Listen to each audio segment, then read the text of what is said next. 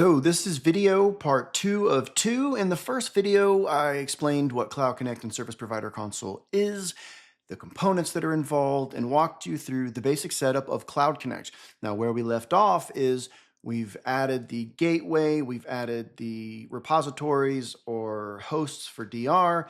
Now we need to create a tenant, assign them whatever services we want to offer, and then connect the customer's Veeam server to our Cloud Connect and console.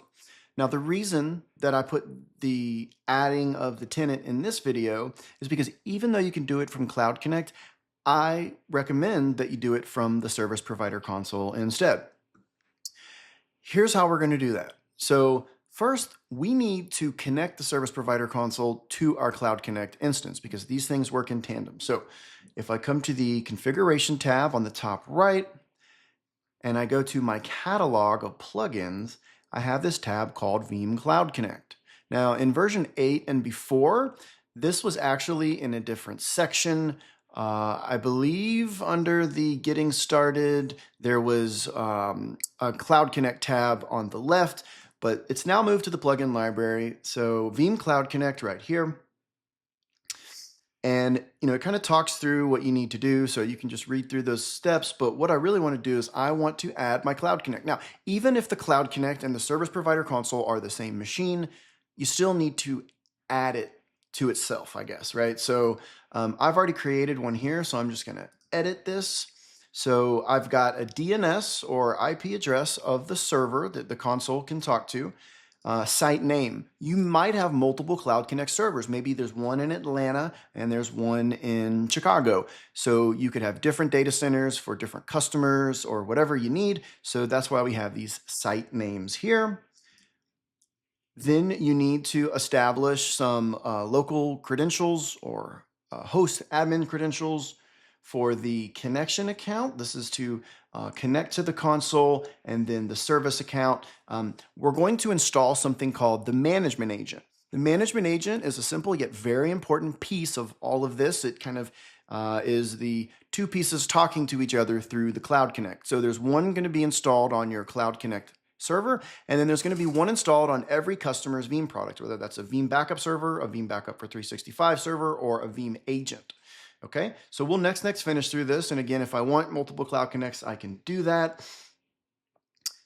Now we get to the tenants. Okay, so these are our Cloud Connect tenants. Now, there was a big change in Service Provider Console 9.0. And I'm actually going to leave this section for a minute, so bear with me. I'm going to exit configuration, and I'm going to come down to companies. So this is where I create my customers or companies so that I can offer them services, get them connected to my Service Provider Console for monitoring, reporting, etc.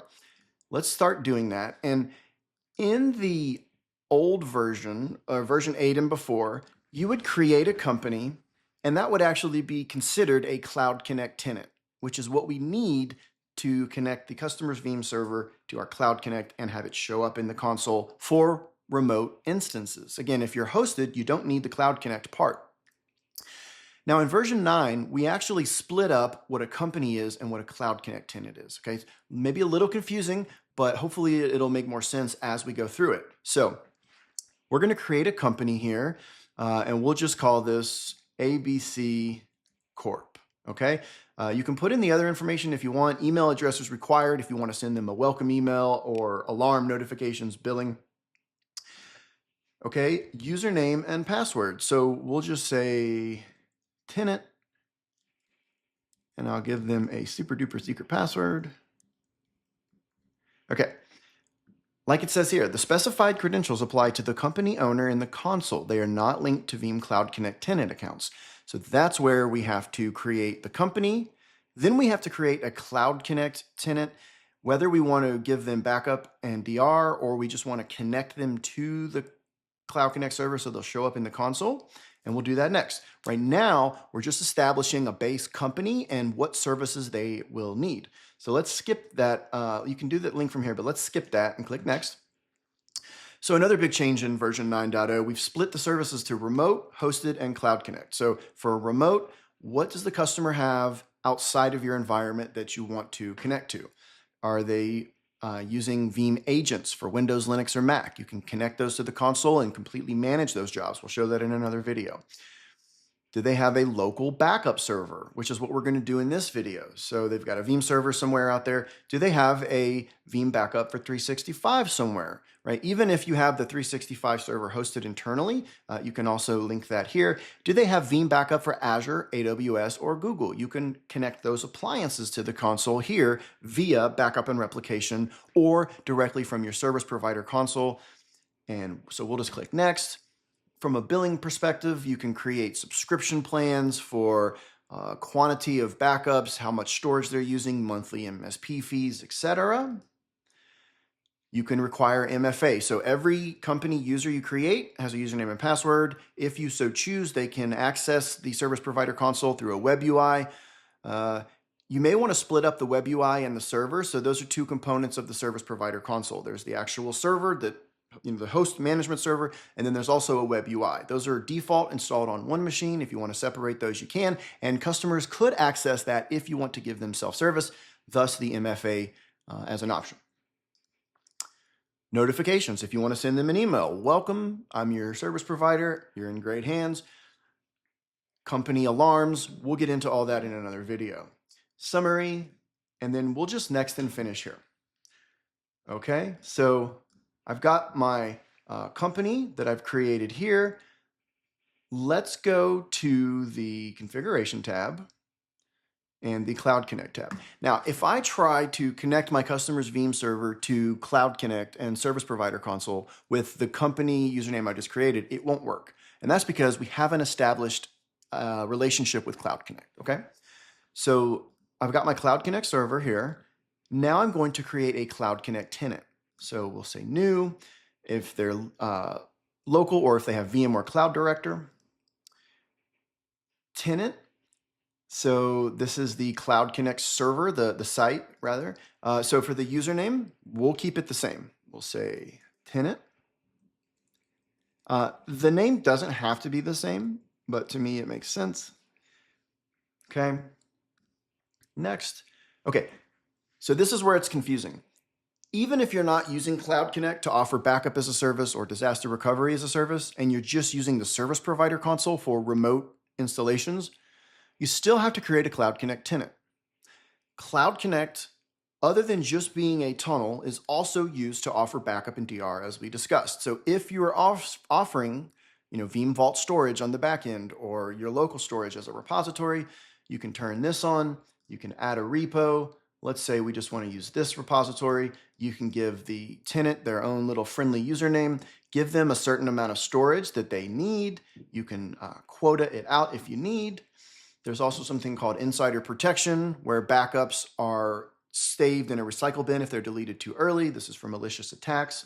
And then you'll have a repository for replication. That's the hardware plans of the data store, VLANs, complete networking. So if a customer's data center was just completely obliterated, they could instantly fail over into your environment. We'll go through that in some other videos.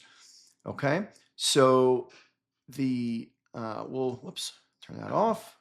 Okay, we can limit the number of jobs they can send us and the amount of bandwidth. We can also use gateway pools. So this is a little advanced, but maybe you have 2 gateways for these customers with a lot of bandwidth and then another gateway for others. Maybe you want to do a mock MPLS. Typically, gateway pools are not needed unless you've got a lot of customers and you want to kind of dedicate gateways to certain users. Otherwise, we'll use the load balancing round robin automatically.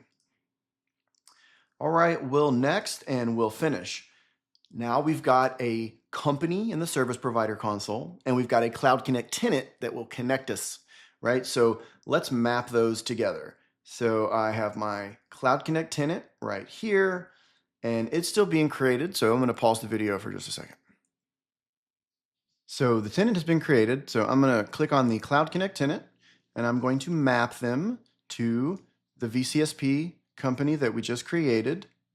So let's find that company.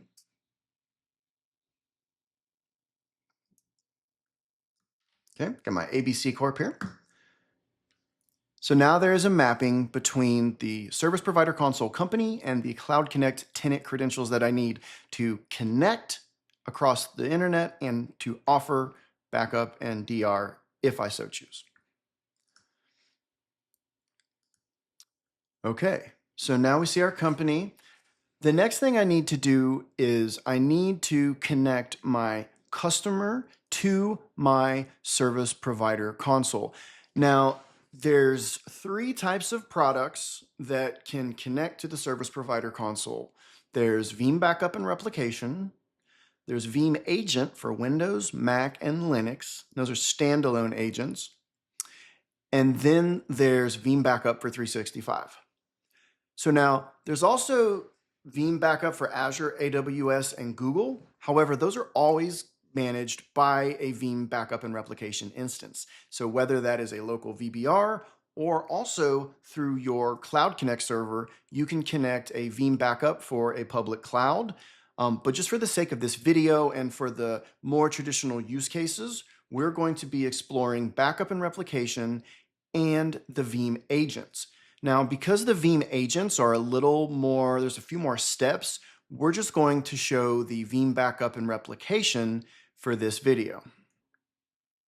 We are now back at the customer's Veeam backup and replication instance. Just do this real quick for the sake of time. So the first thing I need to do is I need to go to my backup infrastructure tab. I need to find the service provider tab, and I want to add service provider. Now, I've already added one in our lab, so you can just ignore that. That would be blank. There would be nothing there. So I want to click Add Provider, and this is the Cloud Connect server that we just set up. So maybe it's example.cloud.com. So that'll get me connected to Cloud Connect once I enter my credentials. I also need to check this box. Checking this box will install the Veeam management agent on my Veeam server. If you recall from earlier, there's a management agent on my Cloud Connect, and there's a management agent on every customer product. Checking this box is simple, yet required if you want it to show up in the service provider console. Okay, I'm going to uncheck this because it's already installed. Well, I think I can leave it on for now. Okay, now obviously this is going to throw an error because I don't really have that DNS. This should connect. You'll see your certificate. If you're using a self-signed certificate, it'll show you a warning, but that's expected because it's not a trusted authority cert. You'll add the username and password. We did tenant and my password. And then I would just next and finish. It would install the management agent. It would connect to my Cloud Connect. And then I would see the DNS here. If I have any repositories that the service provider gave me, they would show up here and they would be type cloud. And if I had any DR services, then I could see that when I create a replication job, I would be able to specify my service provider for that.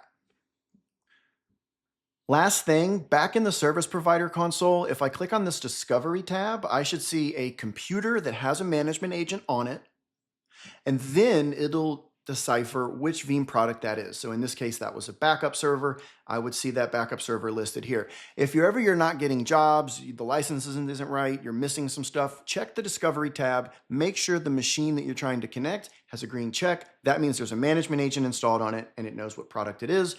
Last but not least, under the management, the backup jobs, I can see all of my Veeam jobs and I can get statuses, updates on that. Management of jobs is dependent on the scenario. There are some scenarios with the Veeam software appliance, if the customer has one of those, or if you're in a hosted environment, you can manage some of the jobs. Specifically, it's mostly around VMware. There's some limitations, caveats. Don't have enough time to get into it today. For your remote Veeam Windows servers, this is typically going to be for monitoring and reporting. You can also do upgrades, major product upgrades, licensing updates. We'll explore some of that in other videos.